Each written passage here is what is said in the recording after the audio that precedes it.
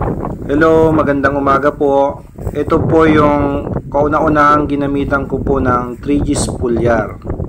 Yan po, kung makikita po nyo, ang ganda. Halos puro bunga po ang makikita nyo. Hindi po siya madahon. Yan po.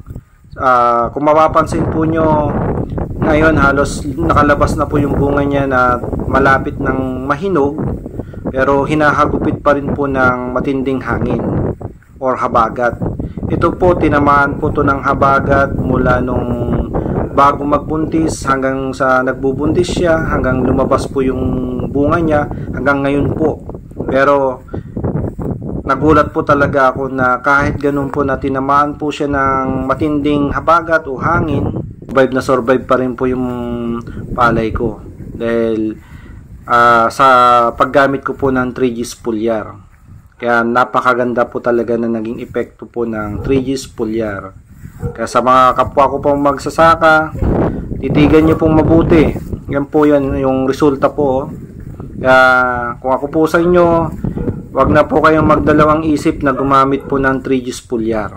Yan po yung magiging output po, ganyan po ang magiging output ng palay po nyo. Bukod sa kahit tamaan po ng habagat, maganda pa rin po ang naging output ng tanim kong palay. Ayan po.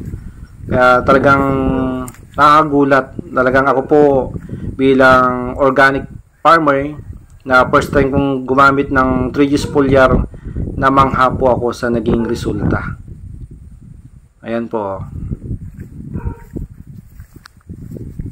Kaya sa mga may katanungan po, pwede po niyo akong kontakin sa number ko na 0928-751-7483. Ayan, para malaman po niyo kung paano po yung paggamit ng 3G Foliar.